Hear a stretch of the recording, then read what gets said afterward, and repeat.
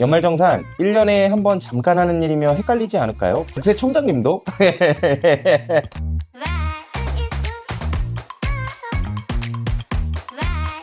우선 연말정산 세금 구조를 아셔야 되는데, 세금은 쉽게 내가 번 돈에서 이런저런 공제를 빼주고 난 뒤에 세율이라는 퍼센트를 곱해서 산출됩니다. 소득공제는 퍼센트를 때리기 전에 빼주는 금액이고, 세액공제는 퍼센트를 때리고 난 후에 빼주는 금액이죠. 우선 소득공제 종류부터 한번 가볼게요. 인적공제, 쉽게 얘기해서 먹여 살리는 식구에 대한 공제입니다. 60세 이상 부모님이나 20세 이하 자녀가 일정 소득 이하이면서 내가 번 돈으로 생활을 한다면 인당 150만원, 그리고 경로자나 장애인이나 부녀자나 한부모 가정이라고 하면 추가 공제로 해서 각각 추가 금액이 붙습니다. 그리고 연금이랑 건보료 공제, 이걸 4대 보험료 공제라고 하는데, 국민연금과 건강보험료, 고용보험료, 이렇게 우리 소위 말하는 이 4대 보험료에 대해서는 당연하게 공제가 가능합니다. 그리고 혹시 투잡러이신 분들 같은 경우에는 보수 외 소득 월액보험료가 별도로 고지될 텐데, 이분들도 그 금액이 공제 가능합니다. 주택자금 공제, 무주택자인 경우 주택 청약저축 납입액과 84제곱 국민주택 규모죠. 임차 차익금 원리금 상환액의 40%와 400만원 중 작은 금액으로 공제 가능합니다. 총급여 7천만원 이하라면 청약저축 충분히 활용이 가능합니다. 청약저축이 청약도 있지만 이자 자체는 굉장히 낮아서 실제로 이자를 생각하시고 가입을 하시는 경우는 없을 것 같아요. 그런데 이거를 공제를 받게 되면 실질적으로 이자 효과를 볼 수가 있습니다. 예를 들어서 나의 세율이 16.5%라고 했을 때 1년에 청약저축 100만원을 납입할 경우 100만원에 40% 그리고 16.5% 세율을 곱하면 66,000원, 즉 1년에 6.6% 정도 이자와 같은 효과를 내는 거죠. 그리고 무주택 세대주인 경우에 국민주택 규모 주택을 월세나 전세로 거주하시면서 은행에서 돈을 빌리셨다면 원리금 상환액에 대해서도 40%로 공제가 가능합니다. 대신에 청약저축이랑 합산해가지고 합계가 400만원 이내이니까 그건 아셔야 되고, 25년도 개정으로 인해서 대환대출의 경우에도 요건 충족이 가능해서 공제가 가능하니까 이것도 챙기시는 게 좋습니다. 이에 더해서 무주택이거나 1주택이신 분들 중에 주택의 저당을 잡고 10년이나 15년 이상 비거치식으로 상환하시는 경우 해당 이자 금액도 공제가 가능하니까 꼭 챙겨서 실질적인 이자 부담을 줄이시는 것도 좋습니다. 그리고 신용카드 공제, 우리가 보통 신용카드 공제라 해서 무조건 신용카드만 공제 대상인 줄 아시는데 체크카드, 현금영수증 모두 가능합니다. 오히려 공제율은 더 좋습니다. 그리고 추가적으로 최소 문턱을 넘어야 되는데, 카드를 무조건 썼다고 다 공제가 아니라 총급여액의 25% 이상 사용분부터 공제가 되니까 홈택스에 들어가셔서 연말정산 간소화 서비스에서 먼저 보시는 게 좋습니다. 여기서 꿀팁 하나, 일정 소득 이하인 배우자나 자녀 또는 부모가 사용하는 카드 사용액도 나의 공제로 가져올 수 있으니까 부모님이나 배우자분한테 용돈을 현금으로 무조건 드리는 것보다는 카드도 같이 드리면서 현금을 일정 부분 드리는 게 낫습니다. 세액공제 내용을 한번 살펴볼게요. 자녀 세액공제, 8세 이상 자녀가 있다면 1명에 25만원, 2명에 55만원, 3명째부터는 55만원에 더해서 1명당 40만원씩, 그리고 여기에 추가적으로 올해에 출산이나 입양이 있다면 첫째, 둘째, 셋째 각 30만원, 50만원, 70만원을 추가로 공제받을 수 있습니다. 연금계좌 세액공제, ISA 계좌나 퇴직연금 계좌 납입이 있다면 최대 900만원에 대해서 12에서 15%로 세액공제가 가능합니다. 그리고 보험료 세액공제, 아까 말한 4대 보험료